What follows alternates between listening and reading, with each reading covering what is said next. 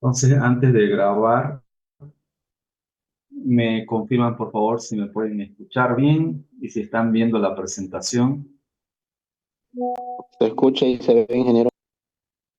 Ok, perfecto. Bien, entonces la idea es, vamos a grabar. Bien, la idea Recording es in progress. ir preparándonos para el examen. En el examen va a entrar tensión, compresión y teoría, ¿no? Teoría. Em, Voy a pasarles, les voy a compartir también algunas presentaciones del tema de tensión y compresión. Voy a un poco a pulirlos porque creo que están en español. Voy a tratar de ponerlos en inglés si no me da tiempo. Los voy a compartir en español, más que todo por un tema de tiempo, ¿no? Estoy con varios proyectos ahora, entonces el tiempo para mí es ahorita importante, en realidad para todos, ¿no?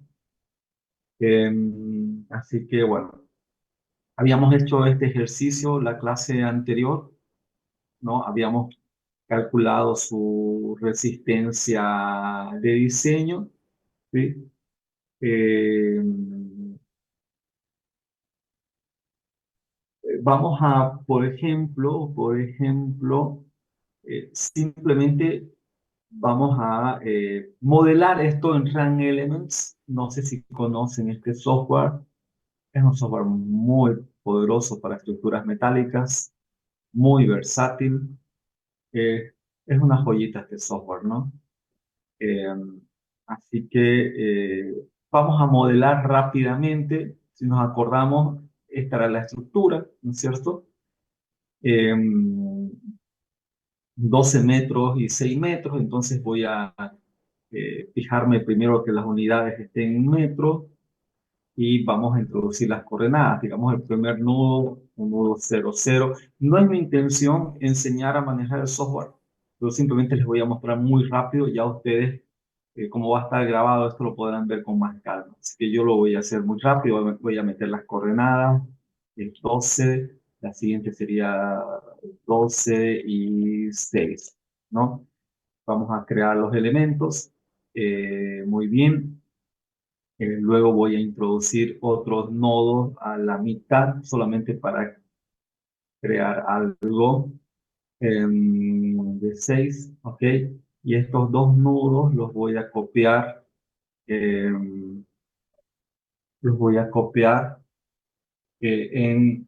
menos z, 6 metros. Y voy a seleccionar esto, miembros, y vamos a crearnos estos elementos en z. Todos estos son de material A992 grados 50. Las vigas van a ser de perfil W12 por 50 y nuestra columna era 14 por 99. La columna es en W 14, 14 por 99. Este de aquí. Entonces la estructura se ve así, ¿no? Eh, ¿Ok? ¿Para qué he creado estos dos elementos? Simplemente para que arrostrar el bandeo lateral en el eje débil, ¿no? Porque fíjense que en el problema habíamos indicado que tenemos un arrastramiento a la mitad, ¿no? Tenemos un arrastramiento a la mitad. Em, que sería este de aquí, ¿no? ¿Sí? Y este ya sería por un tema de integridad estructural. ¿Ok? Pero esto es lo que quiero que entiendan, ¿no? Este elemento, ¿sí? Restringe esta columna en cuanto al pandeo con respecto al eje débil, ¿no? Acuérdense que el eje débil es el eje paralelo al alma en este caso, ¿no? Entonces, si yo hago regla de la mano derecha, ahí puedo ver cuál es el plano de pandeo. Entonces, ¿eso qué quiere decir? Que para el pandeo con respecto al eje fuerte, cualquier duda que tengan van a preguntar, ¿ok? Ya en el examen no se puede preguntar, ahora es el momento de preguntar. Con respecto al eje fuerte, ese sería el eje fuerte. eh, eh, vemos que no hay ningún elemento que impida el pandeo, ¿no? Obviamente aquí en el extremo tenemos un elemento, pero no hay ningún elemento en el interior, en el tramo interno de la columna, por lo tanto su L33 es la longitud del miembro. Pero si nosotros queremos ver el pandeo con respecto al eje, vamos a utilizar esto nomás, con respecto al eje débil, ¿no es cierto? El pandeo con respecto al eje débil, entonces ahí vemos que este elemento de aquí, esta viga que está aquí, no va a dejar que en este punto de aquí pandee lateralmente, ¿no? Entonces, es un poquito para entender físicamente cómo son los elementos de arrastramiento o que impiden. Es decir, cuando ustedes vean este problema y nos dice que hay una restricción, quiere decir eso, ¿no? Si no me equivoco, les he compartido también en la carpeta Drive. Eh, les he compartido bastante material por lo que veo, Ciclos 46. Les he compartido estos ejemplos, ojalá los hayan podido ver. Es simplemente para explicarles, voy a abrir uno. Entonces, voy a abrir el 1601, el primero, el volumen uno. En la parte uno, aquí está por capítulos, aquí está el capítulo E, y aquí está el primer ejemplo. Ya. Entonces, este es el ejemplo uno. En el ejemplo uno que ustedes, alguien me pidió ejemplos, pueden ver aquí hay un montón de ejemplos para poder entender cómo es el proceso de cálculo. Este PD que ven ustedes aquí es la carga muerta y este PL es la carga axial viva, ¿no? Entonces, fíjense que no hay ningún arrastramiento. Entonces, su longitud, L33, L22, o si quieren LX o LI. Lo que pasa es que en RAN LM se trabaja con L33 y L22 porque utilizamos los ejes locales, el eje local 3 y el eje local 2. No sé si ya están viendo análisis matricial, pero ese concepto de ejes locales viene de ahí, ¿no? Pero bueno, aquí es LX, LI. Al final es lo mismo, solo cambia el nombre. Entonces aquí la longitud para el pandeo con respecto al eje fuerte, con respecto al eje débil es la misma, ¿no? Si nos vamos a otro ejemplo, fíjense que aquí me indica que hay un arriostramiento que impide tanto el pandeo lateral como también el pandeo torsional, ¿no? Entonces impide este arrastramiento que está el pandeo con respecto al eje débil y también el pandeo torsional, ¿no? Entonces, por eso es que aquí donde está.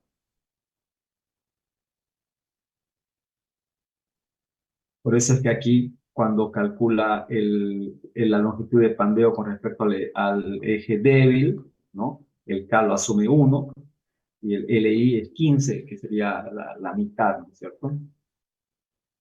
Y eh, bueno, esto ustedes ya lo pueden consultar, lo pueden revisar. Estábamos haciendo el modelo muy rápidamente. Hay que ponerles apoyos, entonces por un tema de estabilidad necesitamos apoyos aquí. De este lado. Vamos a ponerles unos apoyos rápidos. Aquí simplemente un apoyo vertical y aquí también es un empotramiento, ¿no? Le vamos a poner aquí articulaciones. Van a estar articulados, no quiero que haya transmisión de momentos. Entonces le vamos a poner articulaciones así, ¿ok? Y aquí también le vamos a poner una articulación. ¿Está? Y le vamos a poner una carga a este elemento de aquí. Por defecto siempre hay una carga, que es la carga muerta. Le vamos a poner, lo que habíamos puesto aquí, 3.5 toneladas. Fíjense que esto está mal, ¿no? No es metro cuadrado. En el grupo. Es metro nomás. Es una carga lineal, ¿no? Toneladas metro. 3.5 toneladas metro, eso equivale a 3.500 kilogramos metros. Ahí está. Vamos a crearnos una combinación de diseño de uno que sea 1.4 de la carga muerta, el diseño, ok, aceptar, vamos a analizar, podemos ver el diagrama de esfuerzos axiales, vemos que está con axial para la carga muerta de 14.700 kilogramos, podemos ver las reacciones, ¿no? 14.700, 14.700, eso para la carga muerta. Y bueno, estas reacciones vienen simplemente de agarrar estos 3.500, multiplicarlo por 6, ¿no es cierto? Y dividirlo entre 2, eso da 10.500 y 10.500, ¿no? Eh, Básicamente que estos elementos de aquí no están recibiendo carga, porque en este caso su única función es restringir el pandeo lateral, ¿no? Ayudar a la columna a que pueda soportar una mayor carga, eh, en este caso producto de esta carga distribuida, ¿no? Esa es la idea de esta simple estructura. Ahora vamos a correr el diseño, solo que como este es un solo elemento, yo tengo que decirle al programa que su L22, que vendría a ser el LI, el L33 vendría a ser el LX, es la mitad, ¿no es cierto? Entonces, no es los 12 metros, porque este miembro tiene 12 metros de longitud, es la mitad, es 6 metros. Aquí lo dejamos como 0. Cuando hay un valor como 0, no es que va a tomar 0 el programa como L33 o LX, sino que 0 quiere decir que no se ha introducido un valor y va a tomar el por defecto. El por defecto es la longitud física del miembro. En este caso, su longitud física es 12 metros. O sea que el L33 o LX va a ser 12 metros. El L22 o LI va a ser 6 metros por este elemento que está arrastrando a la mitad, y el LT, que es la longitud de torsión, o el LZ, como está en 0, quiere decir que también va a tomar 12 metros, que fue eso lo que hicimos nosotros, ¿no? Eh, Cuando hicimos el análisis del pandeo torsional, habíamos comentado, aquí está, ¿no? Como no se tiene información de la conexión entre el elemento de arriba y la columna, asumiremos que dicha conexión no restringe la rotación, o sea, este elemento de aquí, justamente por eso está articulado, simplemente va a liberar el momento, pero no va a restringir ningún tipo de rotación de la columna en ese punto, ¿no? Por eso que el L torsión lo dejamos en 0, que vuelvo a repetir una vez más, quiere decir que va a tomar 12 metros para este elemento, ¿ok? Entonces con eso corremos el diseño, ISC 2022, el LFD, diseñamos, vamos a quitar esto de aquí, hacemos el test, ya está, y vamos a revisar su memoria, su reporte, solo que antes voy a configurar las unidades, quiero que las cargas en inglés me las muestre, las fuerzas, está bien, en kit, esfuerzos, ok, está todo bien, entonces nos vamos a ir a inglés, ok, y vamos a sacar el reporte de este de aquí, salida, diseño, acero, aceptar,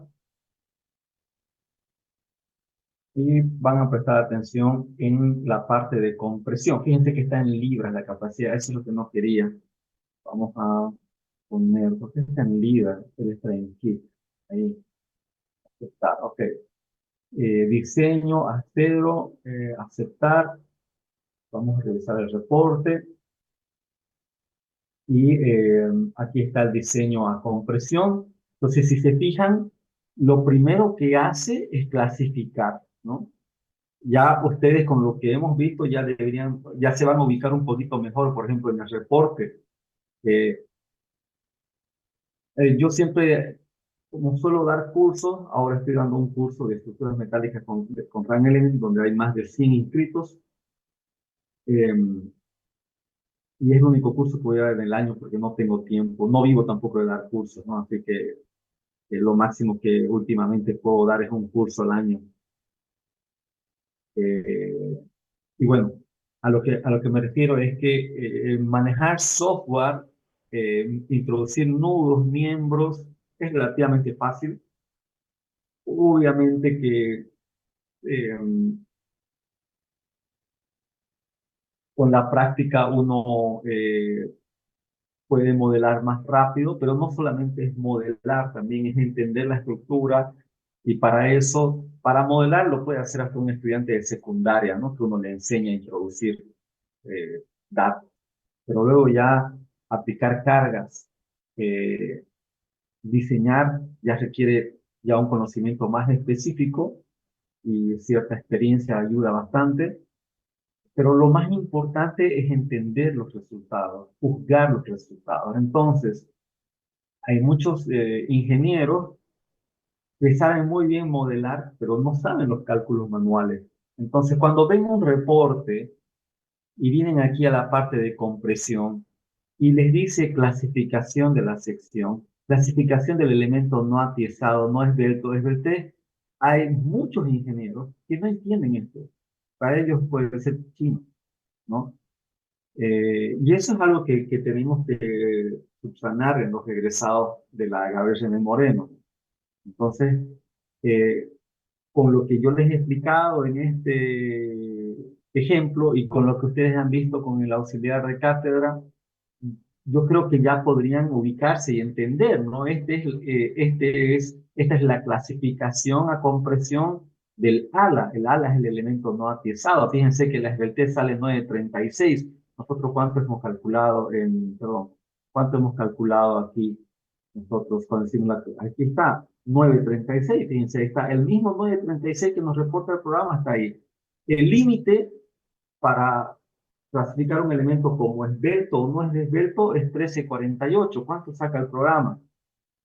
Eh, el programa, bueno, saca 1349, un tema de decimales simplemente, ¿no? Y clasifica como no esbelto, como no esbelto, ¿no? Y aquí está el pandeo por flexión, ¿no es cierto? Con respecto al eje fuerte. Fíjense cuánto saca el FE33, 48.000, 48.9 en todo caso, KSI, ¿no? 48.9. ¿Nosotros cuánto hemos calculado?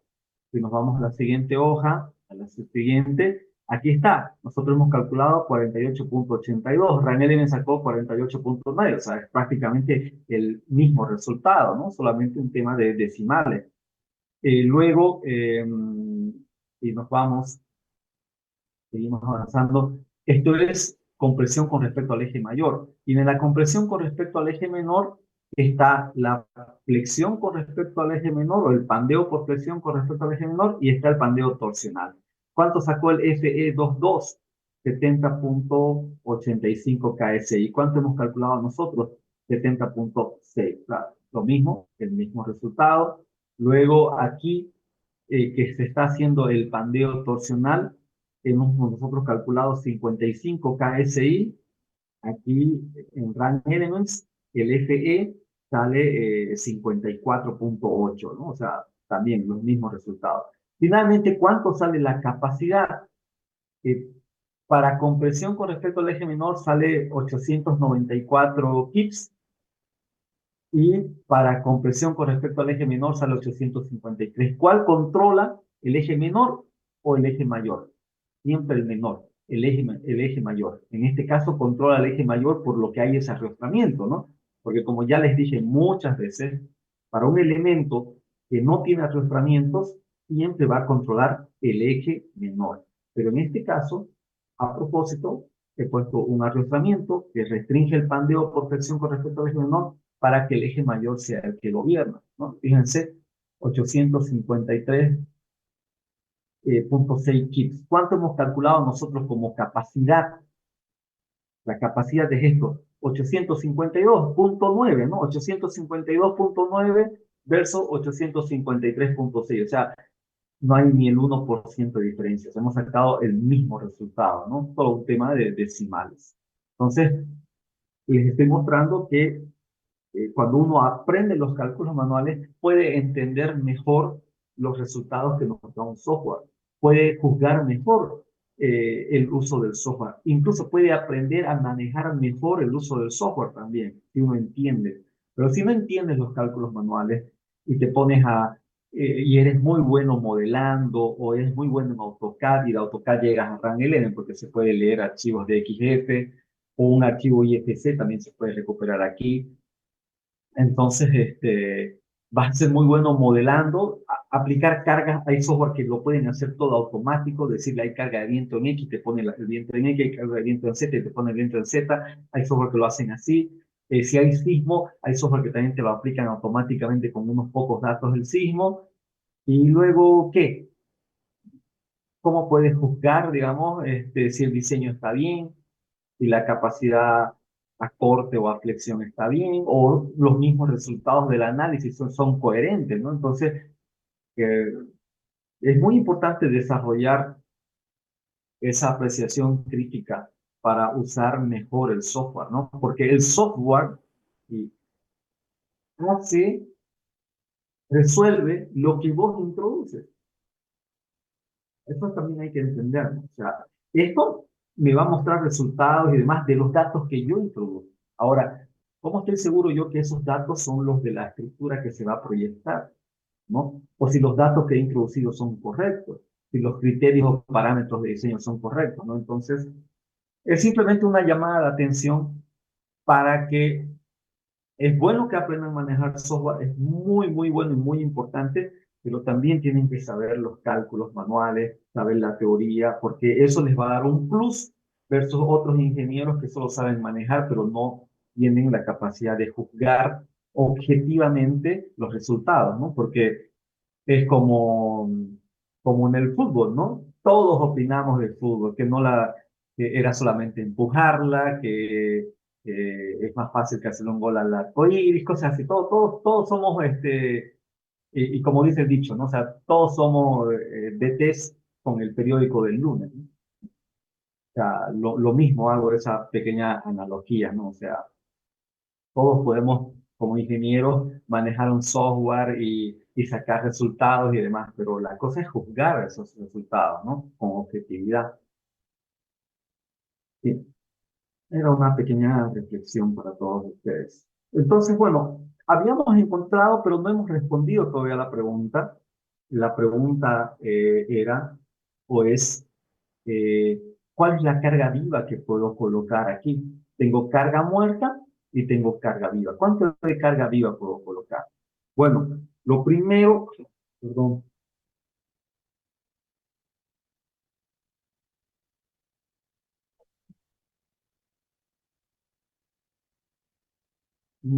perdón, lo he dejado mi cablecito.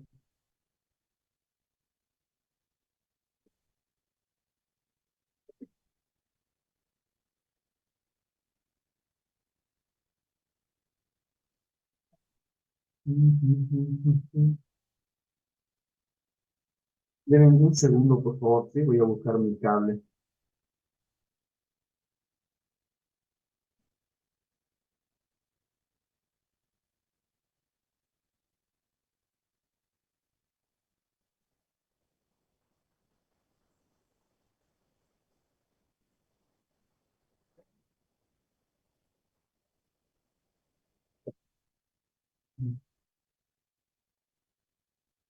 Ya estuvo ya. Vamos a comenzar esto aquí.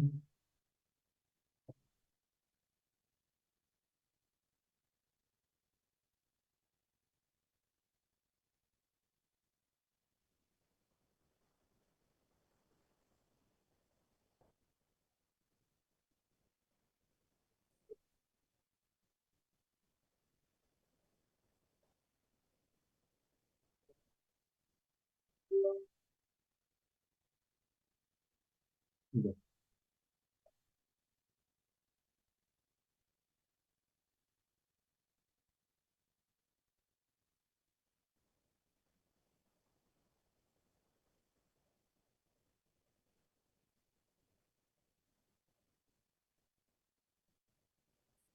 Ok, bien, ya está. Bueno, entonces, esta es nuestra estructura. eh, es muy fácil de resolver, ¿no es cierto? De encontrar los esfuerzos axiales. Aquí lo habíamos hecho. Entonces, el esfuerzo axial que va a recibir esta columna es QL medio, ¿no es cierto? Esto que hemos puesto aquí, este QL medio. Hay algo que hay que entender aquí. Vamos a hacer un duplicate slide. Vamos a hacer paso número, nuestro paso número 6.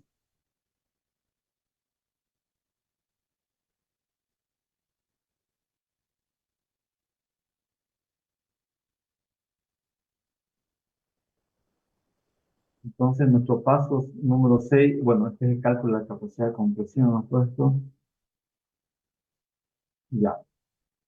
Aquí habría un segundo título que sería cálculo de la carga viva, ¿no? Aquí vamos con nuestro paso número 6.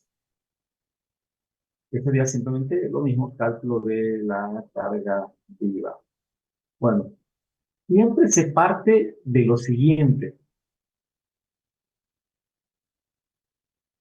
La capacidad tiene que ser mayor o igual a la demanda, ¿sí?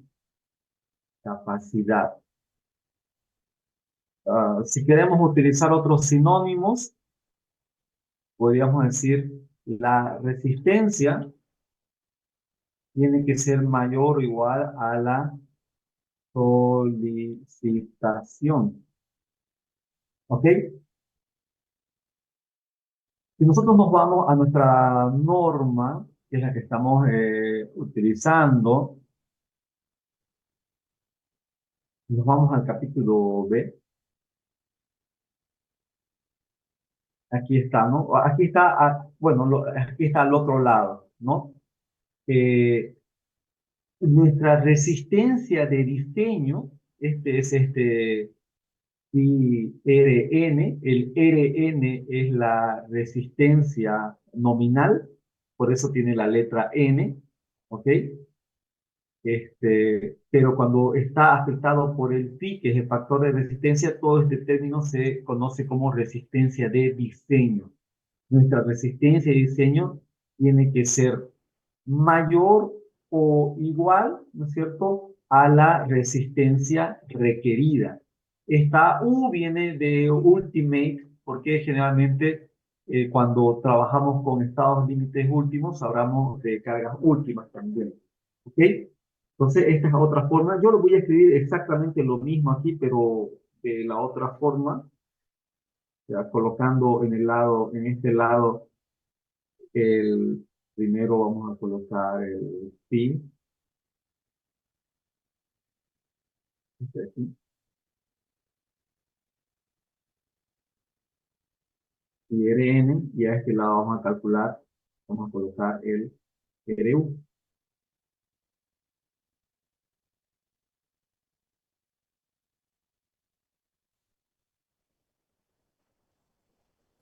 ¿Ok? Entonces, es lo mismo. La resistencia de diseño tiene que ser mayor a la resistencia requerida. Aquí le vamos a poner así, resistencia de diseño tiene que ser mayor a la resistencia requerida. ¿Ok? Eso es, digamos, lo primordial. O sea, cuando con esto, nosotros diseñamos las estructuras, con estas simples reglas. Lo que queremos es que siempre un elemento estructural de acero, su resistencia sea mayor a la demanda, a la solicitación, a la resistencia requerida. Esto de aquí viene del diseño, de aplicar ISC 360. Este otro lado de aquí viene del análisis estructural. ¿Qué fuerza es la que está recibiendo nuestro elemento? ¿Qué axial, qué momento, qué corte? Eso viene del análisis, ¿ok?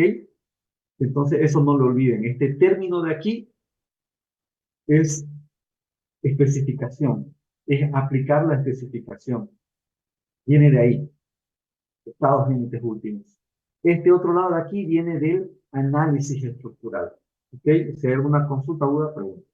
Entonces, Este término de aquí nosotros ya lo conocemos. En nuestro caso particular, el phi RN vale 852,98 Hz.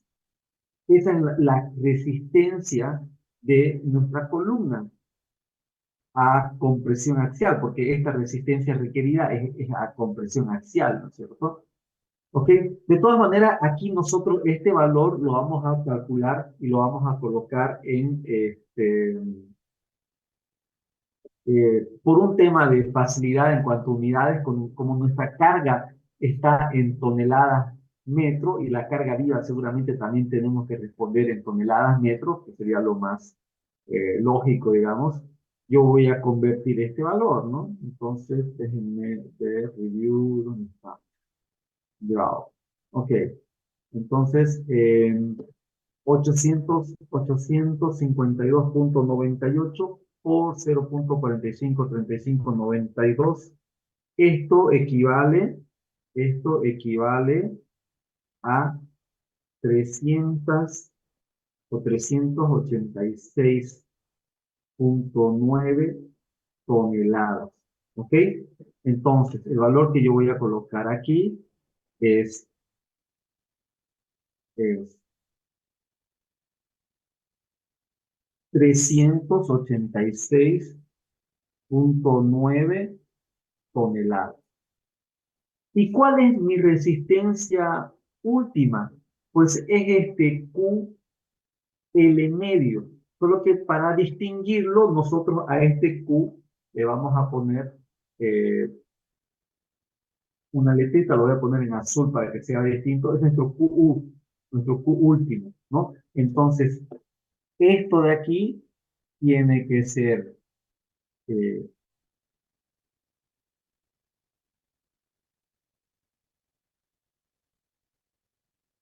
bueno, aquí está. Decide con esto. QU por L medios. Eso, ¿sí? Vamos a hacerlo bien.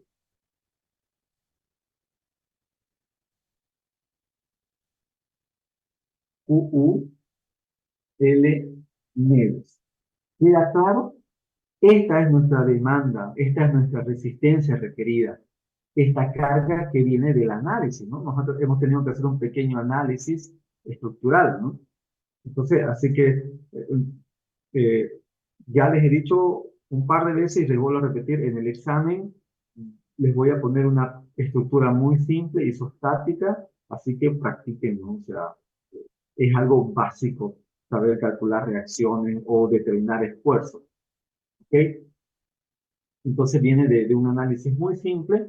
Este axial vale QL medio, pero ¿qué es QU? ¿Qué es QU? Eh, en las estructuras,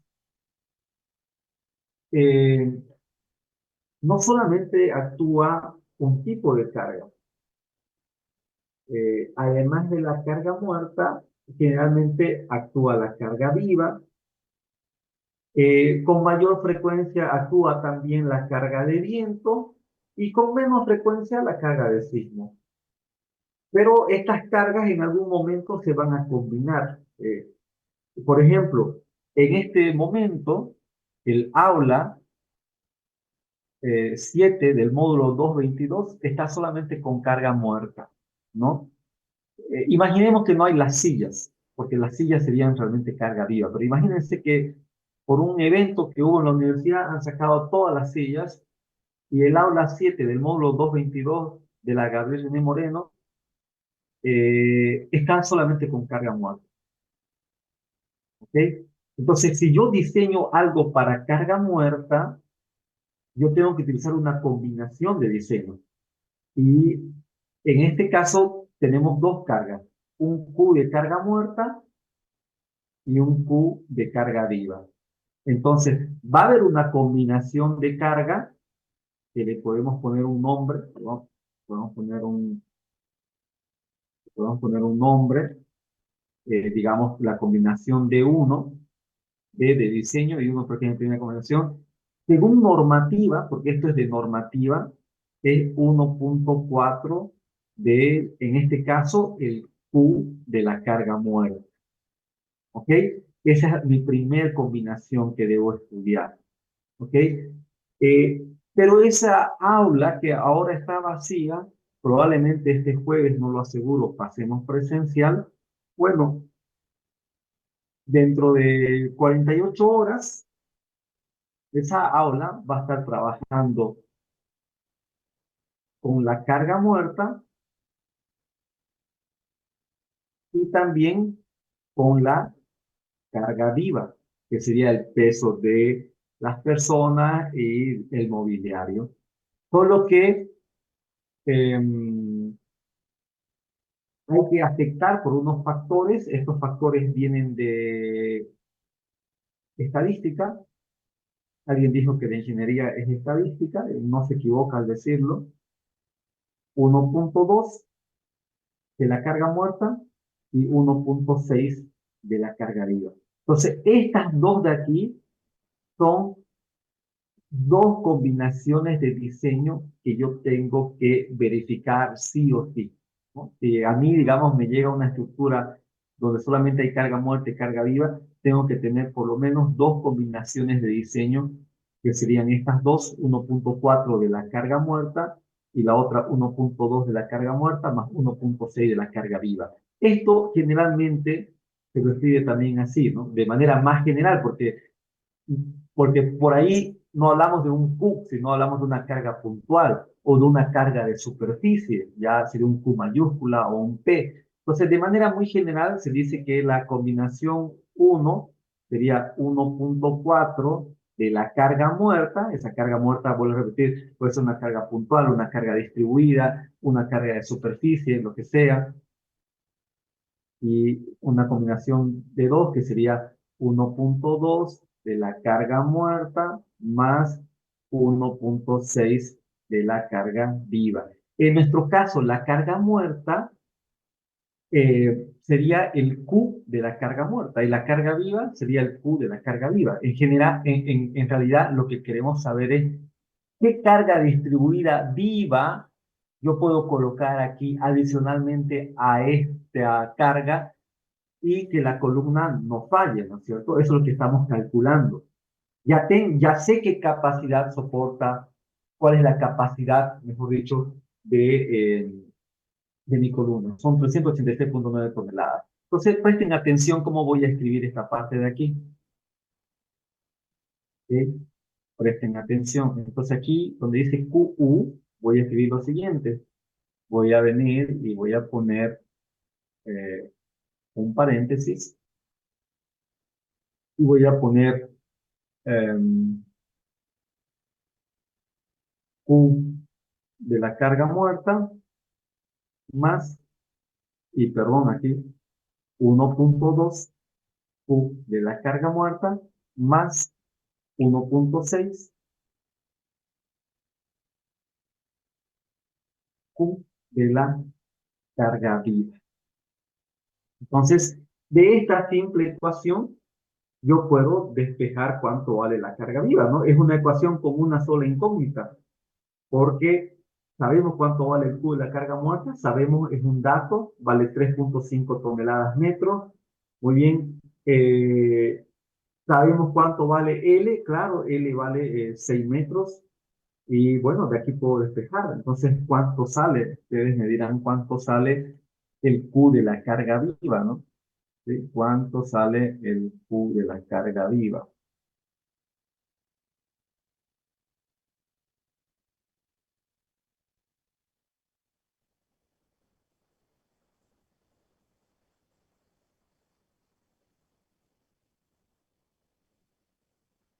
¿Cuánto sale? Siempre hay que tener cuidado con las unidades. Como el Q de la carga muerta está en toneladas metros, la longitud está en metros, entonces está todo bien, digamos, ¿no? Sería 386.9 dividido entre 2, dividido entre L que vale 6, menos 1.2 por 3.5 y eso dividido entre 1.6. Bueno, si he calculado bien, me sale 17.5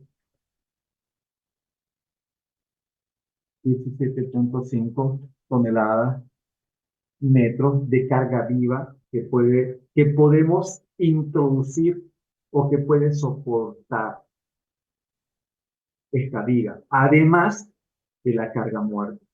¿Ok? Le sale ese valor.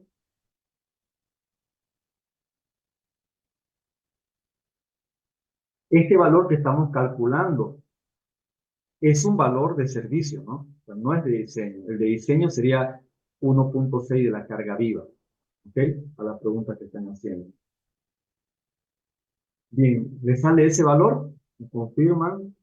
686.9 por 2, eso dividido entre 6, menos 1.2 por 3.5. Ah, no, creo que yo me equivoqué en una cosita, perdón. Me he equivocado. 386.9 multiplicamos por 2 y dividimos entre la longitud que es 6, menos 1.2 por 3.5. Muy bien. Y ese resultado dividimos entre 1.6. Sí, me equivoqué yo. Me sale 77, básicamente 78 toneladas metros. Ahora sí me confirman si sacan eso. Creo que ahora está bien.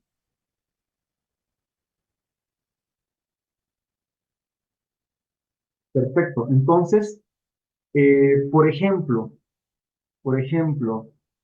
le vamos a meter aquí una carga viva,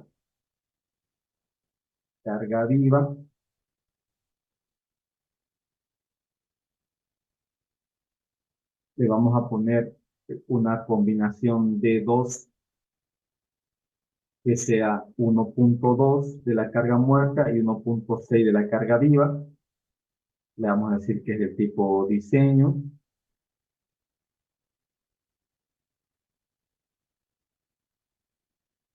¿ya?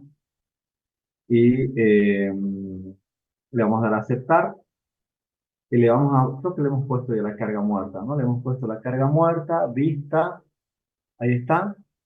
Lo vamos a volver a métrico, 3.500 kilogramos metro, y le vamos a poner la carga viva. Le vamos a aplicar la carga viva aquí. Le vamos a aplicar la carga viva, la que hemos calculado.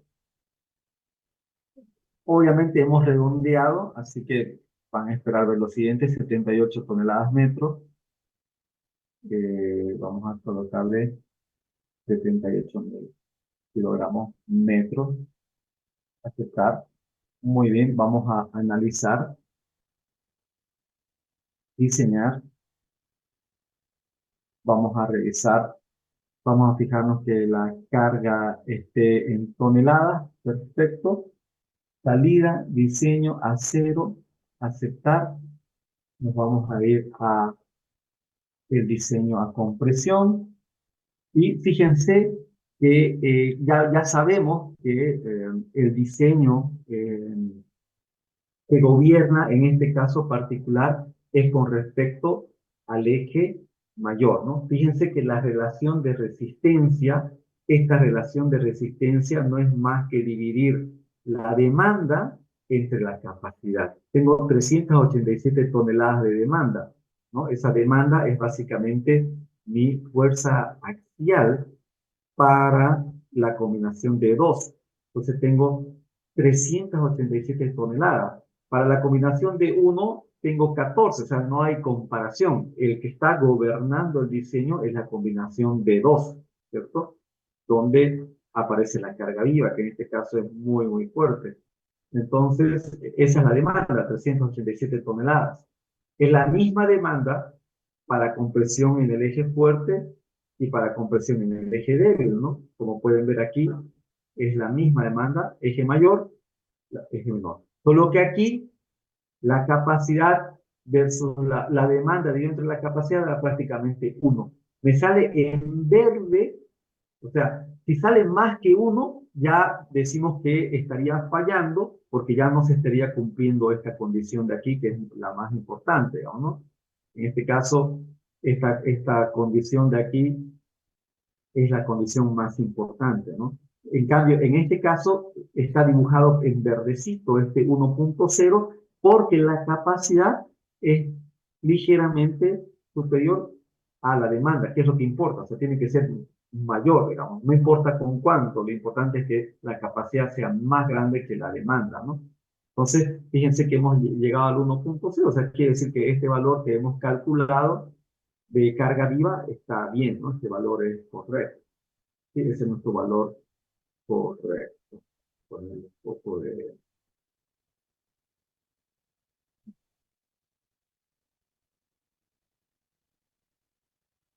Bueno, y con eso terminamos este ejemplo, digamos, ¿no? Esta es la respuesta. Y esto fuera un examen. Yo no me voy directo al resultado. Para mí sería lo más fácil, porque imagínense corregir 50, 60 exámenes y siempre trato de no corregirlos todos de un saque porque no es justo, porque las personas se cansan y probablemente si estoy en el examen 40 no voy a estar con la misma energía que con el examen 3 o 5 que he corregido, ¿no? Entonces trato de ser muy justo con eso. Obviamente siempre pienso que a veces podemos evaluar, quizás no muy objetivamente, pero es un problema que deben tener todos los docentes. Personalmente trato de ser lo más justo posible con la evaluación, ¿sí? Porque yo no soy de los que, el que tiene 100 va a sacar 100. Yo no soy de los que dicen, no, nadie puede tener 100 en materia. Eso es absurdo, ¿no es cierto? Eso es ridículo. Pero, como les decía, cuando yo reviso un examen, no me voy directamente al resultado. Sería lo más cómodo, porque podría corregir 60 exámenes en una hora, pero no. Un examen me puede tomar 3 5 minutos en corregir, dependiendo muchas veces hasta de la letra de la persona, ¿no? Por favor, le pido que traten de hacer siempre una letra legible, ¿ok? Entonces yo califico mucho el procedimiento. Entonces, y le doy yo internamente, antes de corregir, yo tengo resuelto el examen a mano por mi persona y le doy un porcentaje, por así decirlo, a la clasificación del alma y el ala, como es algo muy simple y muy procedimental, le doy probablemente un 10%, digamos, de la clasificación total de la pregunta, ¿no? Luego, el diseño a- el pandeo por flexión, probablemente le doy un 30%, el pandeo torsional le doy, digamos, qué sé yo, otro 30%, y ya aquí le puedo dar el saldo, ¿no? Y a la respuesta en sí, también le doy un valor, ¿no? Porque también es importante calcular bien. O sea, somos ingenieros, tenemos que calcular bien. Entonces, la respuesta importa, pero también importa todo lo demás, ¿no? Bien, vamos a hacer un ejercicio más, no sé si hay alguna pregunta, vamos a hacer un ejercicio donde a propósito vamos a tener lo siguiente.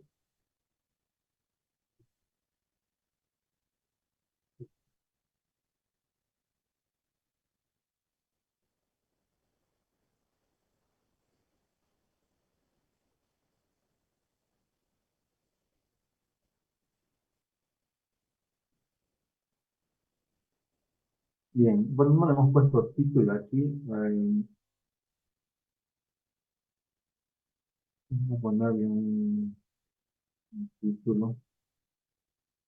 Vamos a resolver este problema más, que va a ser un problema de problema X, no sé cuántos problemas hemos resuelto. Bueno, el problema 2 le vamos a poner, no recuerdo si hemos resuelto antes el problema.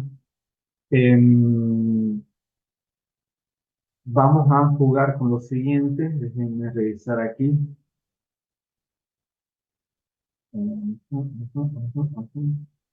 Ya. vamos a trabajar con esto lo vamos a guardar, lo vamos a guardar. Aquí, y problema uno de compresión. Voy a ponerlo en inglés. Ya, vamos a hacer un problema 2 donde vamos a tener a propósito, eh, vamos a tener una columna chiquita, cortita, por un propósito específico.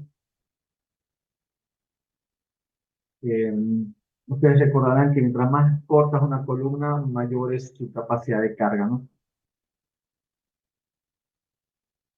Eh, Vamos a suponerla empotrada en la parte inferior, o la vamos a poner así, la vamos a poner articulada, y aquí arriba le vamos a poner un apoyo en X y otro en Z, como para restringir. Y aquí le vamos a poner una carga P, en este caso no me interesa mucho la carga, simplemente para que tenga tensión, una carga nominal de 1 tonelada.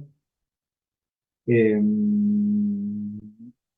y tenemos que poner sección y material. Sección va a ser una sección 18 por 35, ¿ok? Una W 18 por 35. Si van pensando, es una sección liviana, ¿no? Por el peso que tiene. Así que probablemente sea susceptible al pandeo local, que es la idea. Material el mismo, a 992 grados 52. ¿Ok? Ahí está nuestra columna. Está la perspectiva. Entonces, archivo, configuración general. Vamos a cambiar el color. Ya, ahí. Ok. Y vamos a llevar esto. Bien, entonces, esta columna está sometida a una fuerza axial. em, que, que sabemos que es de sección, bueno, sabemos que es de sección W 18 por 35, material A 992 grados 50, eh, es de longitud igual a 3 metros, ¿ok?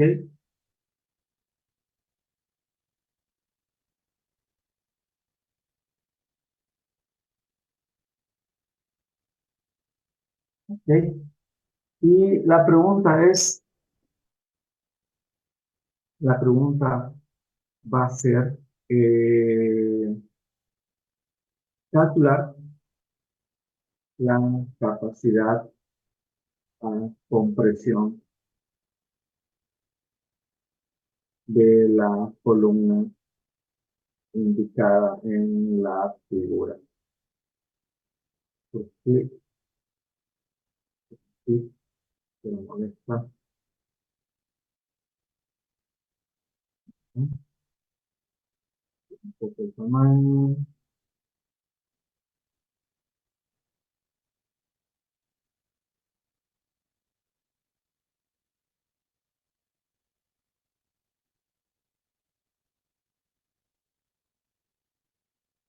Bien, compresión, pues en inglés. No, yo creo que fue el autocorrector. Ya, calcular la capacidad a compresión de la columna indicada en la figura. Muy bien, con eso todos los datos.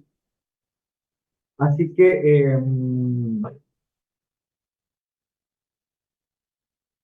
haciendo una especie de revisión de cuál es el procedimiento. Nos vamos al user node, es una sección W. Entonces, lo primero que tengo que hacer para saber si hago estos estados límites o hago estos otros es determinar si la sección tiene elementos esbeltos. Mejor dicho, si no tiene, ese es without, o with, si es que tiene elementos esbeltos. Entonces tengo que ver ese tema. Y eso es la clasificación. Pero tengo que clasificar la sección. Aquí voy a poner todos los datos de la sección.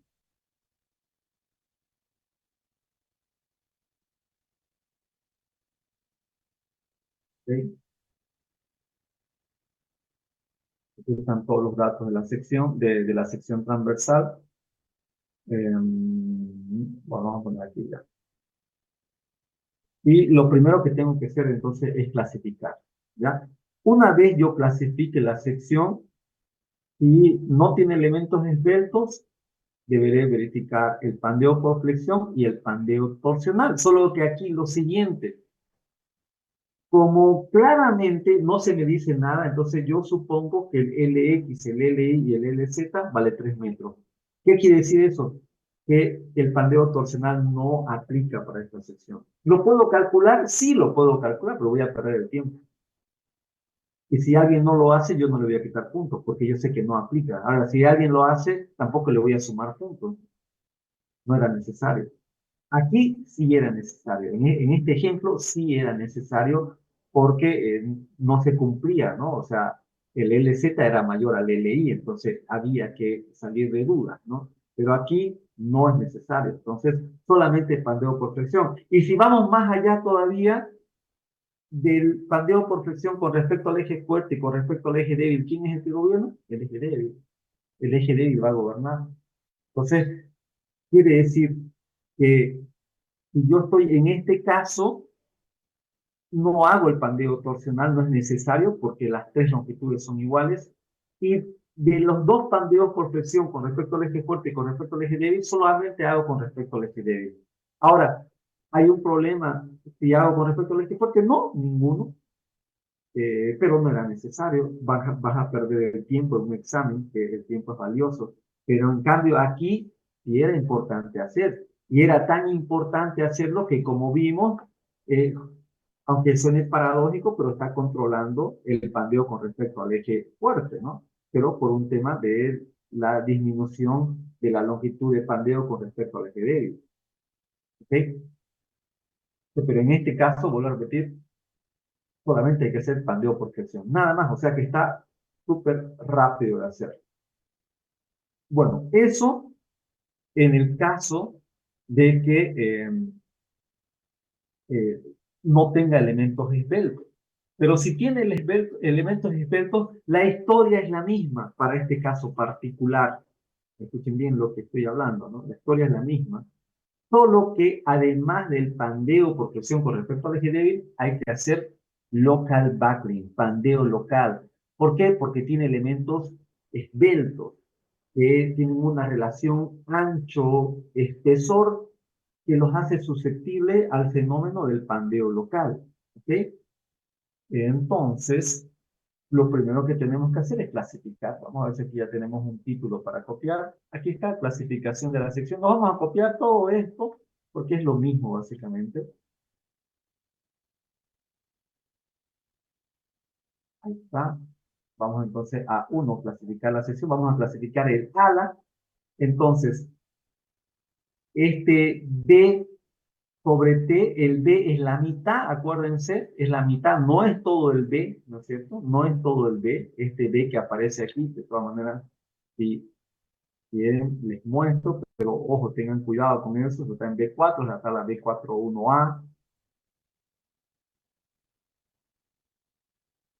Ese B que aparece en esta ecuación no es todo el ancho del ala, ¿no? Porque acuérdense que tenemos que clasificar el elemento no atiezado, que es el ala, es el caso 1, y el elemento atiezado, que en este caso es el alma, y estaríamos en el caso 5. Esto yo ya lo expliqué en el anterior ejemplo, así que no lo voy a volver a repetir. Directo, clasificación del ala. Entonces, esta expresión de aquí, B sobre T, vamos a tratar de cortar un poco esto para tener más espacio.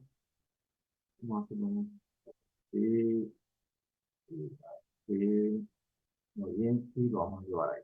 ¿Ok? Entonces, el B, este B que aparece aquí, vamos a hacerlo con un color que resalte un poco, digamos, rojo. Este B sería BF medio. Esto dividido entre TF, o sea, el espesor del ala. El ala es el flange, ¿no es cierto? Por eso aparece la F en el B y en el T. Entonces, ¿cuánto es esto? BF medio sería 3 pulgadas y TF vale 0.425. 0.425 inch, ¿no es cierto? Entonces, esto da 3 dividido entre 0.425. Esto me da 7.06. Un valor adimensional, ¿no es cierto? Es una esbeltez. Es una esbeltez del ala. El límite es 0.56 de la raíz de el módulo de elasticidad para todos los aceros. Se toma como 29.000 KSI. El FI es un material A992 grados 50, es 50 KSI. Entonces, este valor límite, que es el lambda R, ¿cierto? ¿Sale cuántos? ¿Cuánto sale nuestro lambda R? Bueno, 0.56 por raíz de 29.000 dividido entre 50. 1348. Bien, entonces, como el lambda del ala, podemos ponerle un F aquí, es menor al lambda R, entonces decimos que el ala es no esbelto.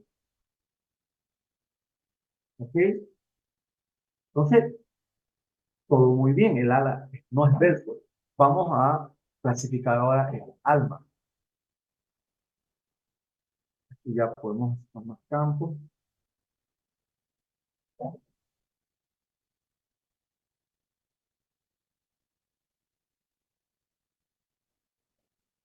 Todo esto aquí. Y vamos a copiar también, para ganar tiempo, clasificación del alma.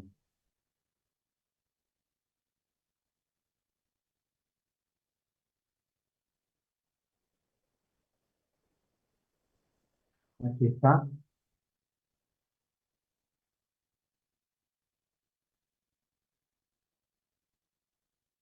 Este título lo vamos a volar.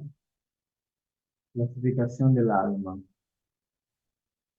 Bien, entonces aparece este H, que sí lo tenemos aquí, pero les había dicho que lo podemos calcular. Este H es la altura entre las partes rectas del alma, porque tiene una parte curva, ¿no? Por el laminado, por el proceso de rolado. Entonces, este H se calcula como D menos 2 veces K, ¿no?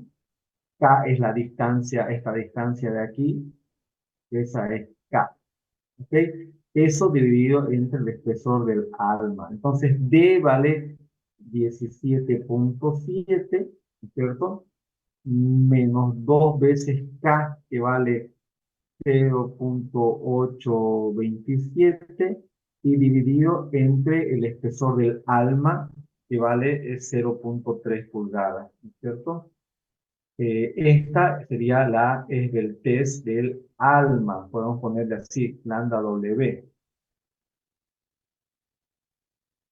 ¿Ok? ¿Cuánto sale mi lambda W? Bueno, 17.7 menos 2 por 0.827, eso dividido entre 0.3. Bueno, mi lambda W sale 53.486. 53.48,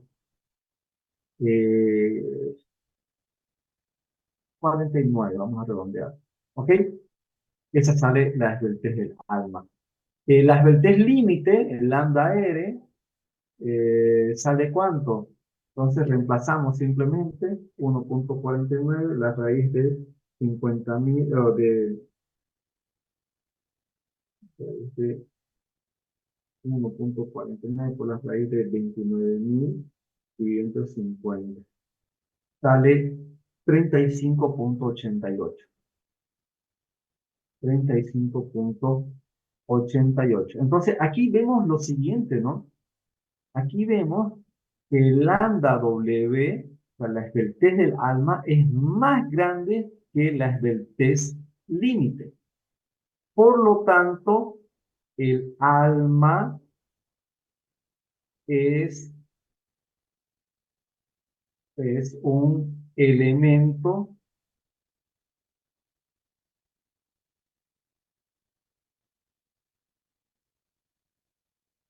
esbelto. Entonces prendemos las alarmas, estamos ante un elemento esbelto, entonces debemos,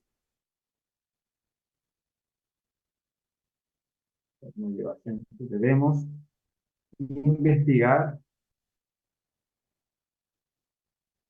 el pandeo local. ¿Okay? Esa es la gran conclusión. Hay que investigar el pandeo local. Entonces, vamos a ver el pandeo local de este elemento. Nos vamos al capítulo E y nos venimos al user node. Entonces, estamos aquí porque esta sección W tiene elementos esbeltos. Entonces, fíjense que no me manda a E3 o E4, me manda directo a E7.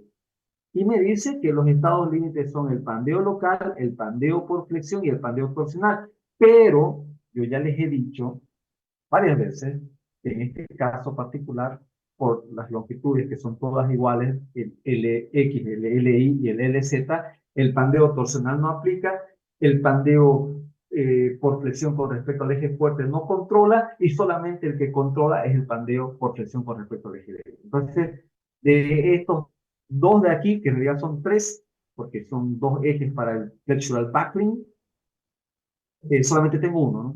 Que es el pandeo por presión con respecto al eje débil, al weak axis. Además de ese, tengo que hacer pandeo local y debo irme a E7. Entonces nos vamos a E7. Creo que va a ser la primera vez que nos vamos a E7, pero lo vamos a ver, es relativamente simple. Entonces voy a hacer una traducción coloquial de lo que vamos a leer. Dice que esta sección aplica a elementos a compresión esbeltos, ¿sí? Tal cual se define en la sección B41 para elementos en compresión axial. ¿Ok? Y me dice que la resistencia nominal a compresión, dice, debe ser el menor valor del lowest value basado en los límites, en los estados límites que apliquen de pandeo por flexión, pandeo torsional, eh, pandeo flexo-torsional, eso para perfiles, por ejemplo, donde el centro de corte no coincide con el centro de gravedad, en interacción con el pandeo local. Entonces, ¿cómo se calcula esta resistencia nominal? Se calcula como el Fn y aquí me dice que el Fn es el pandeo nominal de acuerdo a la sección E3 o E4. ¿Qué quiere decir eso? Si bien no lo dice aquí, pero se entiende que es pandeo por flexión, pandeo torsional o pandeo flexotorsional. Por eso que aquí lo dice, ¿no? Pero el Fn sería el menor valor de esos tres, porque sería lo más crítico, ¿sí? eh, por el área efectiva.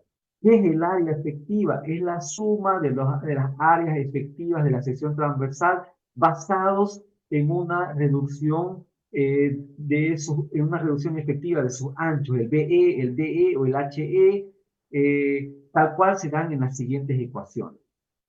Vamos entendiendo. Tengo que calcular primero este FN. Luego, debo calcular esta área efectiva. Esta área efectiva, ¿cómo se calcula? Aquí me dice cómo se calcula el área efectiva de un elemento, excluyendo los tubos redondos. O sea que para los tubos redondos hay otra forma para calcular las áreas efectivas. Está justamente aquí, ¿cierto? Y para otros elementos distintos a los tubos redondos, que sería, en este caso, esta sección, o un angular, o una sección T, o una sección C, o una sección tubular, pero que sea cuadrada o rectangular, ¿no? Cualquiera de esas es aquí.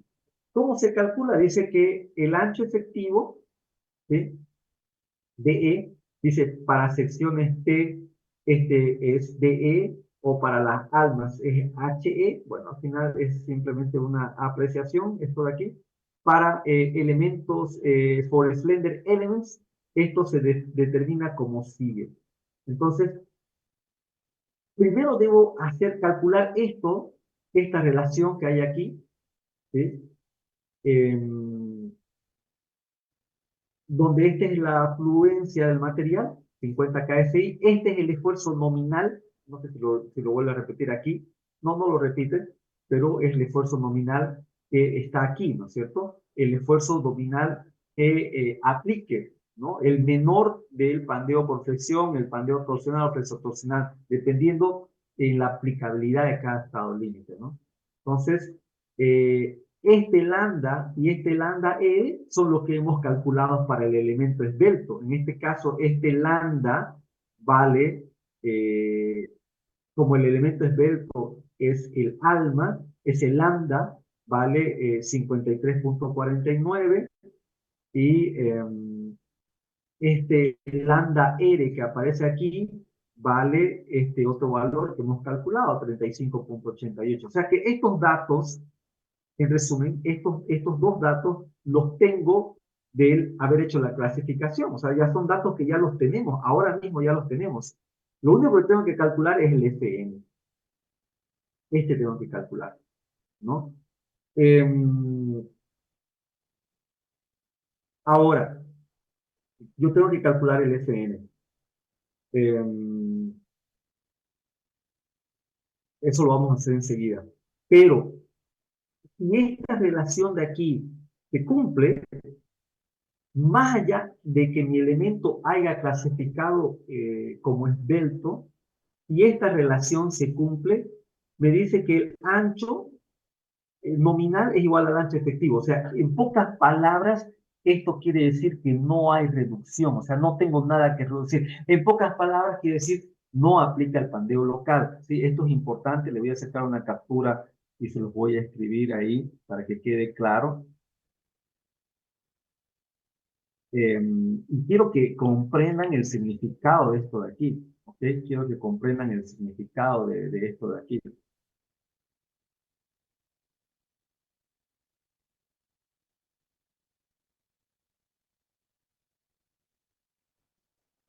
Si se da este caso de aquí, si se da este caso, esto quiere decir simplemente no aplica el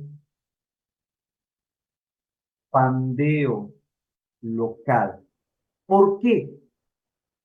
Si nosotros hemos llegado a este punto es porque nuestro elemento es esbelto, ¿ok? Pero la especificación no solamente se fija en que sea esbelto, sino que ese elemento esté trabajando a un nivel de esfuerzo de tal manera que el pandeo local se pueda desarrollar, porque el pandeo local depende del nivel de esfuerzo. Si yo tengo un elemento y no le estoy aplicando carga, jamás va a tener pandeo local, ¿no es cierto? Pero si ese elemento que es esbelto le empiezo a aplicar carga, va a soportar carga hasta cierto punto y va a llegar a un punto donde ya va a fallar por pandeo local. Entonces, esta primera parte reconoce el hecho de que podemos tener un elemento esbelto pero aún así el nivel de esfuerzo, que es básicamente esta relación en la que me da el nivel de esfuerzo, puede ser tan bajo que el pandeo local no se vaya a desarrollar. Por eso lo que me está diciendo esta otra parte de aquí, lo que está diciendo es simplemente no hay, no, no hay que reducir área. Eso es lo que me está diciendo. Porque volvamos un ratito al tema del pandeo local. Esta área de aquí que aparece para calcular el esfuerzo nominal por el pandeo local, esta área efectiva es en realidad un área siempre menor al área gruesa, porque justamente está reduciendo los anchos efectivos de los elementos para considerar el efecto del pandeo local. Ese es, digamos, el approach o la metodología que sigue el ISC para considerar los efectos del pandeo local. En vez de tomar toda el área gruesa, se considera un área reducida y con eso uno está capturando el efecto del pandeo local y esa área reducida se la calcula con esta ecuación. Pero lo que yo estoy explicando en este momento es que si nosotros llegamos hasta aquí es porque nuestro elemento es susceptible al pandeo local. Pero en el inciso A se reconoce el hecho de que si estamos trabajando en niveles bajos de esfuerzo, ese estado límite nunca se va a desarrollar y no hay por qué reducir el área.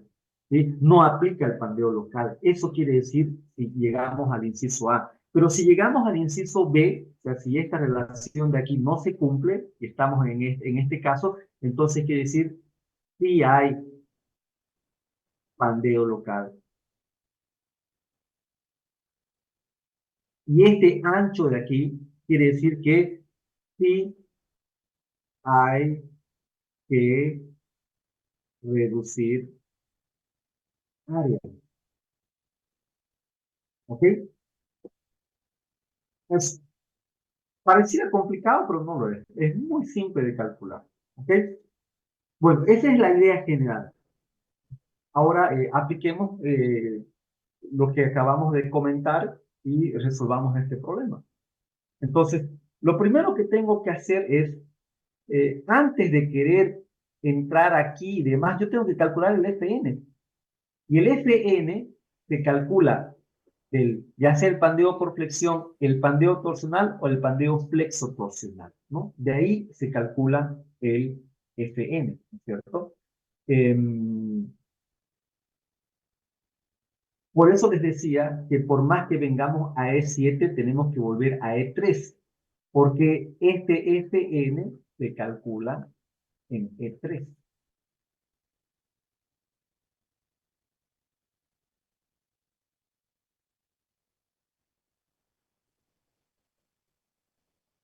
Aquí está. Aquí se calcula el FN con E3. O sea que yo, antes de calcular el FN, primero tengo que saber el FE, ¿ok? Y este FE puede ser del pandeo torsional para este tipo de sección, puede ser del pandeo torsional, del pandeo por flexión con respecto al eje fuerte, del pandeo por flexión con respecto al eje débil. Pero ya lo he explicado muchas veces en estos últimos minutos. En este caso en particular, no vamos a aplicar pandeo torsional ni pandeo por flexión con respecto al eje mayor, porque vamos a perder el tiempo. Podemos calcular, pero vamos a encontrar valores que no van a ser más grandes y el crítico siempre va a ser el eje menor. Entonces, lo primero que vamos a calcular en este problema, antes de querer reducir áreas y demás, y ver si es que realmente aplica el pandeo local, porque por lo que acabo de explicar, tiene que quedar claro que probablemente no aplique, tenemos que verificar. Lo primero que tengo que hacer, voy a copiarme los títulos que ya hemos puesto aquí, vamos a calcular FE siguiendo E3. Este va a ser nuestro paso número 2. Ah, vamos a calcular voy a copiar esto más.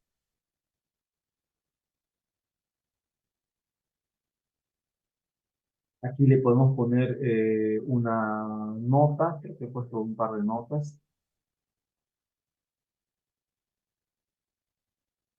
¿Sí? Como Lx igual a Li igual a L, el pandeo el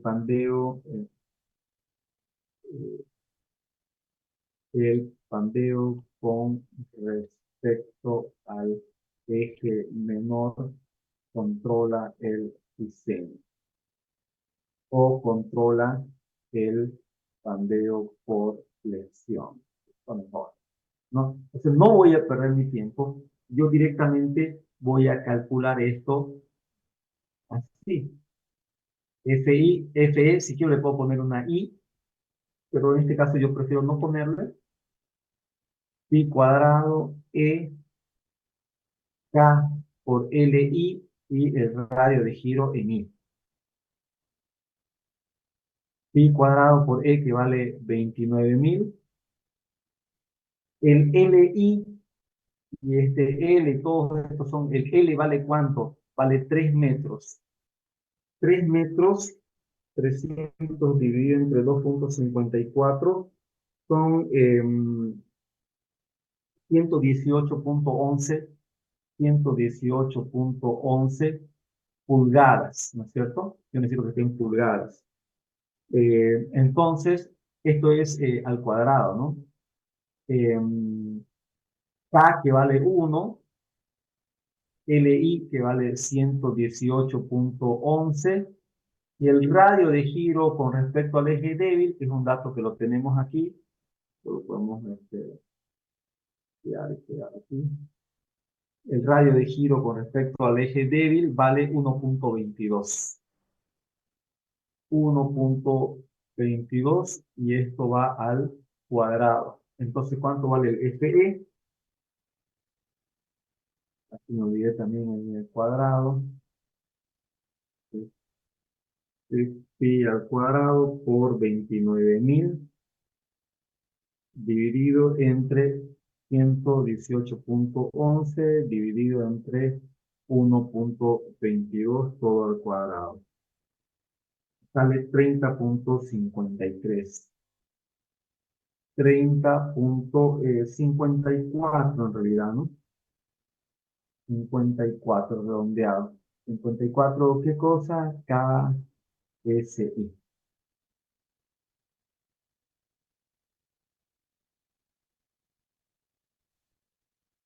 Sí, eso sale, ¿no?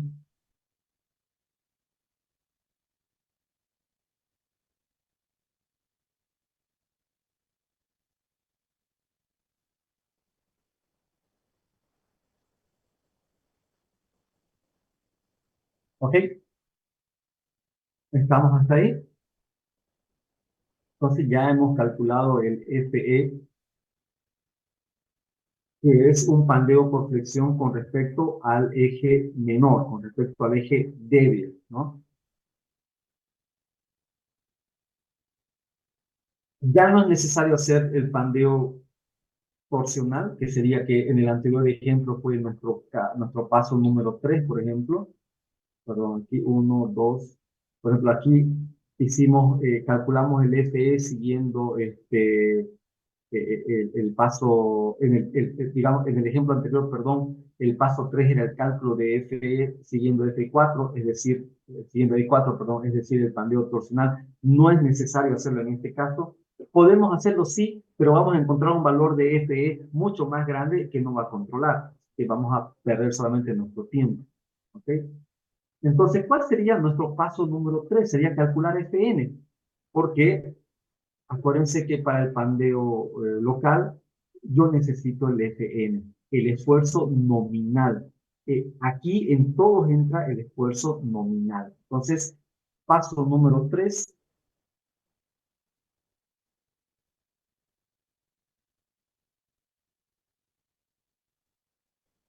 cálculo de FN simplemente. ¿Okay? Y el FN se calcula, voy a hacer un copy-paste porque ya lo hemos hecho aquí. Aquí está. No lo puse aquí.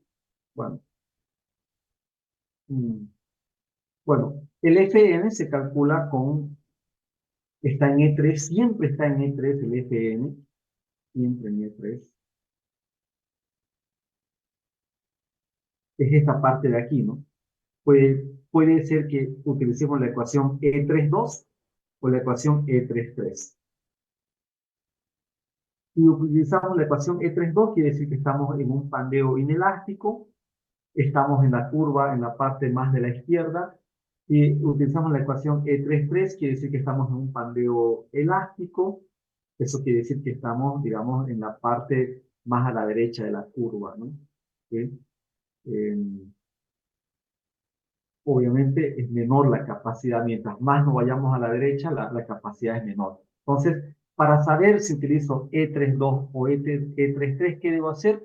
Calcular esta relación de FI sobre FE. Es lo primero que tengo que hacer, ¿no? Entonces vamos a calcular, lo primero vamos a calcular cuánto vale nuestro FI sobre nuestro FE.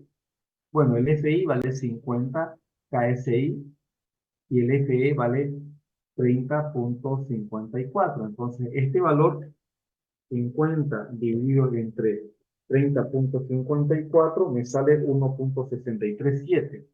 1,637. Este valor es menor a 2,25. Por lo tanto, vamos a utilizar la ecuación E32, ¿no? E32 aplica. Y la ecuación E32, ¿cuál es? Bueno, es esta ecuación de aquí. Con esta vamos a calcular, o sea, cuando utilizamos la ecuación E32, estamos ante columnas medianas a cortas. Cuando estamos en la ecuación E33, estamos de columnas medianas a largas, ¿no? Entonces, esta es la ecuación que vamos a utilizar. Vamos a sacar una pequeña captura.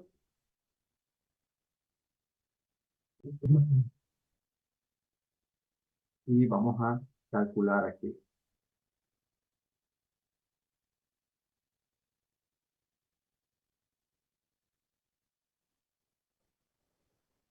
Entonces, nuestro Fn va a ser 0,658 elevado al Fi sobre el Fe, que ya lo tenemos aquí, es 1,637, y todo esto multiplicado por el Fi, que vale 50, ¿no es cierto? Entonces, ¿cuánto hay? Es 0,658 elevado a este valor. Esto multiplicado por 50, ¿me da cuánto? Me da 25,2. 25,2 KSI. Ese es mi esfuerzo nominal. 25,2 KSI. ¿Ok? Voy a revisar nuevamente. 0,658, esto elevado a el 50 dividido entre 30,54, muy bien, y esto multiplicado por este que vale 50. ¿Está bien? 25,2 KS. Ya tenemos el FN. Entonces, ahora sí vamos a ir al paso 4, duplicate slide. Vamos a poner paso 4 aquí. Y el paso 4 va a ser el pandeo local.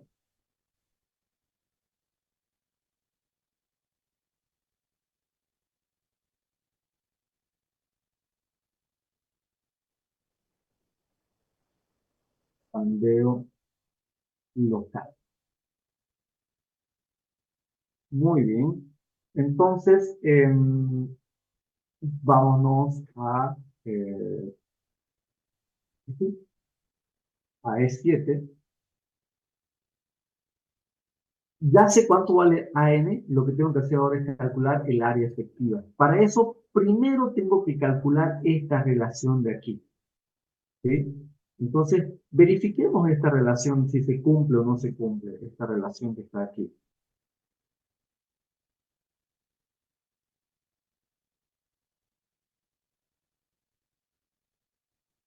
Entonces, con esta relación yo voy a saber, ya sabemos que nuestra sección es esbelta, ya sabemos que es susceptible al pandeo local, pero tenemos que ver si realmente el pandeo local va a ser un problema. Entonces, en el lado izquierdo, este lambda es el lambda del elemento esbelto. ¿Quién es el elemento esbelto? Es el ala, perdón, es el alma. Aquí está. es el alma. Eso vale 53,49. Eso lo voy a copiar directamente. ¿Sí? Ya tengo este lado de aquí. Luego, esto ponemos así. Luego aquí tengo el lambda R. El lambda R vale también este valor que está aquí, ¿no? 35,88. Bueno, aquí me lo pone todo, 35,88. Vamos a poner directo. 35,88. No se olviden, estos dos son del elemento esbelto. Raíz cuadrada, FI, que vale 50, y el Fn, que es el valor que acabamos de calcular, 25,2 kSI. 25,2. Muy bien. ¿Cuánto sale esto? Raíz de 50 dividido entre 25,2. Eso multiplicado por 35,88. Eso me da 50,54. Por muy poquito, por muy poquito, 50,54. Esta relación de aquí no se está cumpliendo, ¿no es cierto? Por muy poco. ¿Esto qué quiere decir? Hay expandeo local. O sea, además que el elemento es esbelto, pero tengo un nivel de esfuerzo que sí me va a producir pandeo local. Hay pandeo local. Pero va a ser un pandeo local bastante suavecito porque no es mucha esta diferencia, ¿no? Mientras más grande sea esta diferencia, más fuerte va a ser el tema del pandeo local. Bien, entonces quiere decir que estamos en este otro lado. Aquí estamos, ¿no? En este lado de la ecuación.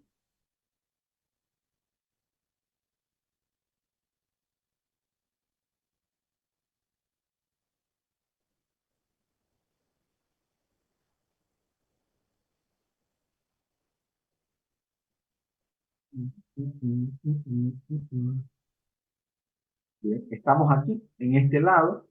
Entonces yo tengo que calcular el ancho efectivo, en este caso del alma, porque el elemento que está sujeto al pandeo local es el alma, ¿no? Aquí vamos a poner una nota. Ahora, puede darse el caso que tanto el ala como el alma sean sujetos al pandeo local, entonces el análisis ahí hay que hacerlo para ambos, ¿ok? Pongo una nota aquí. El elemento sujeto al pandeo local es el alma. Ya, es una nota para que quede claro. Ahora, esta ecuación de aquí es general. Cuando es el alma, ¿ya? Cuando es el alma, esto se debería escribir así. En vez de DE, se debería escribir HE igual H. Este H es esta altura de aquí. Esta altura que está aquí acotada cuando hemos hecho la clasificación. ¿Ya? Igual a H y todo lo demás lo mismo, ¿no? 1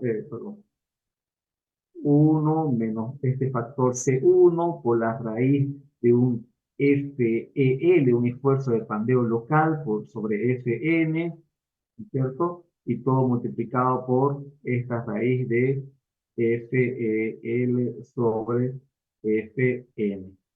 ¿Ok? Em, con esta ecuación yo voy a calcular un H efectivo que en teoría tiene que ser menor a este H de aquí, ¿no? Porque aquí hay un 1 y aquí se está restando. ¿Ok? Y este valor saliera mayor, es una forma también de indicar que no existe el pandeo local. Vamos a hacer un duplicate slide. Vamos a terminar este problema, ¿ok? Es importante que terminemos este problema. Vamos a borrar esto.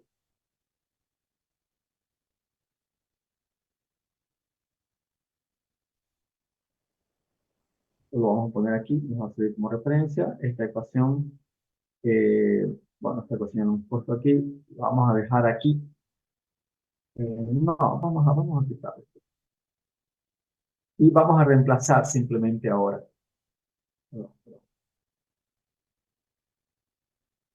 Ahí. Bien, reemplacemos entonces. El HE es igual al H, si bien aquí lo hemos calculado de manera indirecta, pero podemos calcularlo. El H es este D menos 2K, ¿no es cierto? El H es el D menos el 2K.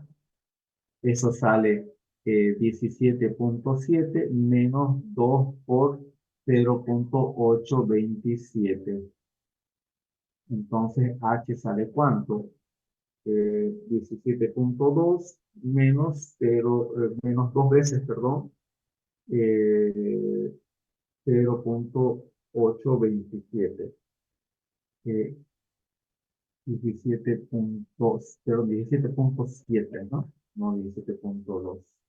17.7. 17.7 sale 16.046, ¿no? El mismo valor que tengo aquí, ¿no? 16.046 inch, ¿no? Eso vale nuestro H. Ese H es el que vamos a poner aquí, ¿sí? Este H es el 16.046. Luego dice 1 menos C1. ¿Qué es el C1? Si nosotros nos venimos a la especificación, venimos aquí y nos dice que el C1, ¿sí?, es un ancho efectivo de imperfección, es un factor para ajustar la imperfección del ancho efectivo. Y el C1, aquí está tabulado los valores, dice stiffened elements except walls of a square and rectangular HSS, ¿no? O sea, elementos rigidizados o atiesados, excepto las paredes de los tubos HSS cuadrados o rectangulares. Luego aquí dice walls, o sea, las paredes de los tubos HCS tienen un caso particular, y cualquier otro elemento que no caiga en estas dos clasificaciones sería el inciso C. En nuestro caso, el alma, que es el elemento esbelto, es un elemento atiesado, o sea que es el caso A, o sea que el factor C1 vale 0.18. Muy bien, ya tengo el factor C1, vale 0.18. 0.18. Luego viene la raíz de este FEL. Este FEL, que es un esfuerzo de pandeo local, aquí está, un Elastic Local Backlink Express, se calcula con esta ecuación. Entonces vamos a calcular con esta ecuación. Vamos a hacer aquí un, una capturita y lo vamos a llevar y vamos a calcularlo a un ladito. Entonces aquí vamos a calcular este esfuerzo elástico de pandeo local. Fíjense que aparece un factor C2. Ese factor C2 también está aquí tabulado. Como estamos en el caso A, el factor C2 vale directamente 1.31. Muy bien. 1.31 por la relación entre la esbeltez límite y la esbeltez del elemento. Esos datos los tenemos aquí. La esbeltez límite es 35.88, 35.88, y la esbeltez del elemento, este lambda, es 53.49. 53.49. Esto al cuadrado y esto multiplicado por el FI, que vale 50 KSI. ¿Cierto? Decimos que esté bien la ecuación. Correcto. Todo es elevado al cuadrado y multiplicado por el FI. Entonces, a calcular sería 1.31 por 35.88 dividido entre 53.49. Muy bien. Todo ese valor elevado al cuadrado y eso multiplicado por 50. Esto me da 38.6. Este FEL, este FEL me da 38.6. 38.61 KSI. ¿Ok? Entonces, ese valor metemos aquí, 38,61 dividido entre el FN es el valor que hemos calculado, lo que aquí está, el FN vale 25,2, dividido entre 25,2, ¿no es cierto? Y todo esto multiplicado por la raíz de ese mismo valor, 38,61, dividido entre 25,2. Muy bien, ¿cuánto sale el HE? Vamos a primero sacar la raíz de 38,61 dividido entre 25,2. Este valor sale 1,23. ¿Ok? 1,23. 38,61 dividido entre 25,2. Sale 1,23. ¿Ya? Este valor lo vamos a guardar en memoria. Y tenemos 1 menos 0,18 por ese valor. Esto por este valor. Y me sale así, miren. 16,046 multiplicado por todo esto de aquí, sale 0,962. Entonces, el H efectivo por 16,046 sale 15,436. 15,43 inch. ¿Ok? Esto sale el H efectivo. ¿Ok? 16,046 por 0,962. Correcto, eso sale. O sea, ¿qué quiere decir este valor? Que hay aproximadamente un poquito más de media pulgada de toda la longitud del HE que yo tengo que considerarla que no trabaja por el pandeo local. ¿Sí? Eso es como puedo entender. Hay un tramito que no está trabajando. ¿Se entiende? A ver si hacemos un dibujo o nos ayudamos con, vamos a hacer lo siguiente.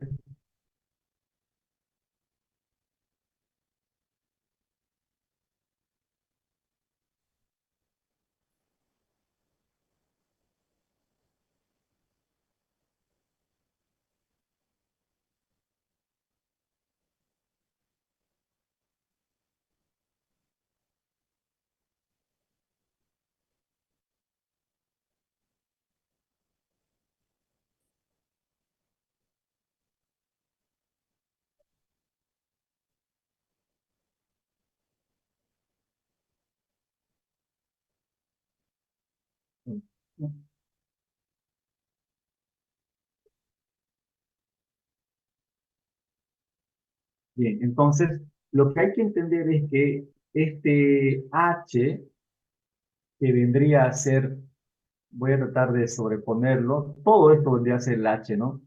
Todo esto de aquí, vamos a hacer así, ¿eh? Ahí,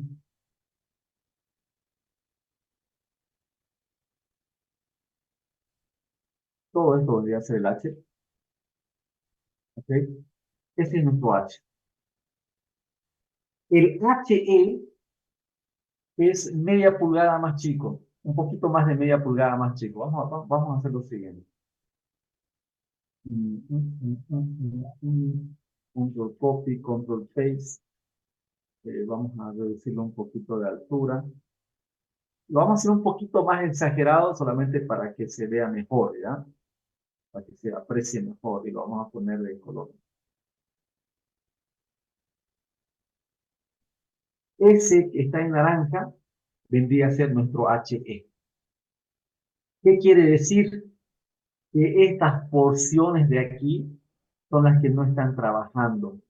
Esto no está trabajando, esto no está trabajando, y yo tengo que descontarlo, toda esta área de aquí, tengo que descontar. O sea, mi área efectiva, fíjense que la normativa, la definición que nos da del área efectiva puede ser un poco, y poco clara probablemente. Pues si nosotros nos vamos a donde dice el área efectiva, nos dice que es la suma de las áreas efectivas de la sección transversal basada en anchos reducidos de EH. O sea, nos dice que es una suma de áreas efectivas. Es un poco, una definición un poco impráctica, porque en realidad el área efectiva se calcula de la siguiente forma.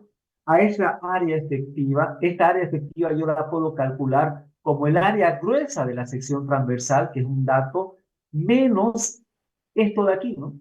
Este pedacito de aquí. ¿Cuánto es ese pedacito de aquí? Bueno, ese pedacito de ahí es el H menos el HE multiplicado por el TW, ¿no es cierto? El espesor del alma. Entonces, con esta simple ecuación, que es una relación geométrica, simplemente yo calculo el área efectiva, porque si hemos llegado a este punto, ya hemos calculado ya hemos visto que el elemento es esbelto. Hemos visto que el nivel de esfuerzo es tal que ese elemento esbelto va a pandear localmente. Hemos calculado el ancho efectivo, ¿no es cierto? Que es menor siempre al ancho nominal o al ancho grueso. ¿Sí? Ahora yo necesito calcular el área efectiva, porque es lo que finalmente necesito para multiplicar por Sn. Pero fíjense que esta definición del área efectiva de aquí es muy pobre, ¿no? No es muy clara, ¿sí? Aunque aquí hay un user note que si, por eso es importante darle lectura a los user note. A veces uno, como al principio de la especificación dice que los user note no son parte de la especificación, pero siempre hay información muy valiosa. Aquí esta definición de aquí es mucho más valiosa que esta de acá, porque aquí me dice que el área efectiva se puede determinar deduciendo del área gruesa la reducción del área de cada elemento esbelto. ¿Qué es lo que estoy haciendo, no? Al área gruesa le estoy reduciendo esto de aquí, ¿no? Que es lo que tenemos, solo que aquí como generalmente lo toma en términos de B, pero aquí claramente dice que este BE sería DE para TES o sería HE para webs, ¿no es cierto? Para almas. Muy bien, entonces calculemos esto. Ya estamos a un paso de poder calcular nuestra capacidad. El área gruesa, ¿cuánto vale? Bueno, el área gruesa es un dato. El área gruesa vale 10.3 inch al cuadrado. 10.3 menos el H, que hemos calculado aquí, vale, ¿dónde está el H? 16.046. 16.046 menos el HE. ¿Cuánto vale el HE? Bueno, el HE que hemos calculado aquí en el paso anterior vale 15.43. 15.43 multiplicado por el TW. El TW vale 0.3 inch. 0.3. ¿Cuánto vale el área efectiva entonces? 10.3 menos 16.046 menos 15.43 por 0.3. Vale 10.115. 10.115. ¿Qué? Inch al cuadrado. Esa es mi área efectiva. No hay una gran diferencia, ¿no? Pero la hay y tenemos que calcular. Entonces, con esto ya podemos pasar al último paso, valga la redundancia, pasar al último paso y calcular el pandeo local, ¿no es cierto? El pandeo local interactuando con el pandeo por flexión, porque noten, lean bien lo que dicen aquí, interaction with local backing, o sea, el pandeo por flexión o el pandeo torsional o el pandeo flexotorsional, depende de cuál aplique, interactuando con el pandeo local, se calcula con esta ecuación, ¿no? Entonces, la resistencia nominal vale Fn por AE. Fn hemos calculado atrás, lo que aquí 25.2 y el área efectiva hemos calculado en el anterior paso vale 10.115. 10.115. Entonces, ¿cuánto vale mi resistencia nominal? Por 25.2 vale 254.9 kilos. Finalmente, paso 5, la resistencia de diseño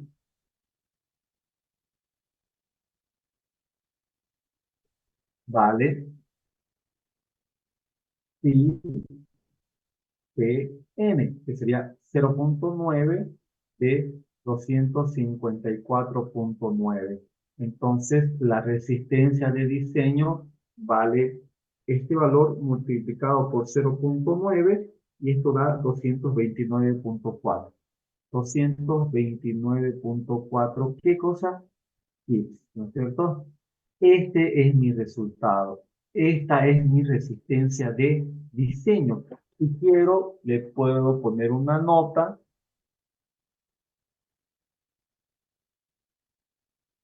que va a denotar que algo sé, ¿no es cierto? Y le podemos poner la resistencia de diseño está controlada por el pandeo local interactuando con el pandeo por flexión, flexión con respecto al eje débil. Listo. Yo leo esa nota y voy a decir, este entendió. Este entendió. Listo, con esto terminamos este problema. No sé si hay alguna duda, consulta, algo que quieran que se aclare. De ya les digo que lo más probable es que en el examen les entre una sección con elementos verdes. Así que si tienen dudas es ahora, ¿no? En el día del examen yo no sé nada.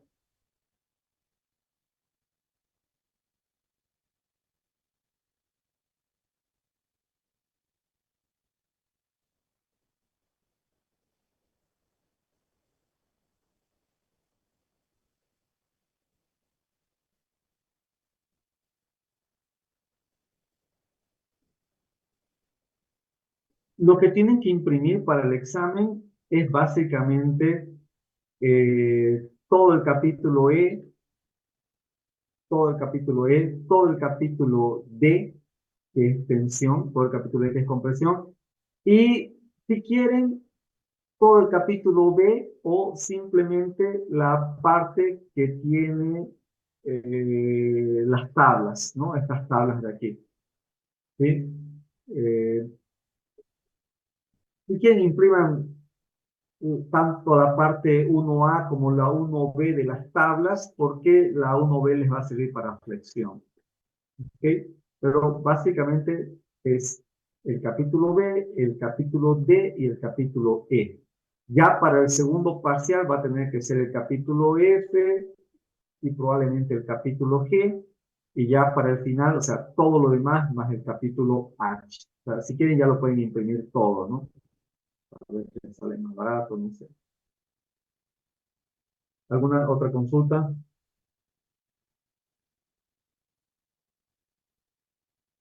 Eh, Lo que va a entrar para el primer parcial es lo que hemos visto hasta ahora, que es capítulo D, es decir, diseño a tensión, y el capítulo E, que es diseño a compresión, ¿no? Obviamente, en el capítulo B hay información que es bueno que lo sepan, pero no es algo que yo vaya a preguntar del capítulo B. O sea, como una pregunta teórica. El capítulo B, lo que ustedes van a utilizar es todo lo que tiene que ver con respecto, sobre todo a estas tablas de aquí, ¿no? Para poder clasificar la sección. Hay alguna información también aquí adicional que tiene que ver con el área neta, pero los detalles del área neta también están en el capítulo D, ¿no? Porque ahí están estas tablas de aquí para calcular el factor de corte diferido, ¿no? Esto ya lo han visto con el ayudante, ¿no? Yo no les he hecho ningún ejercicio de tensión, porque esto ya yo sé que lo han visto con el ayudante. ¿Alguna otra duda, consulta?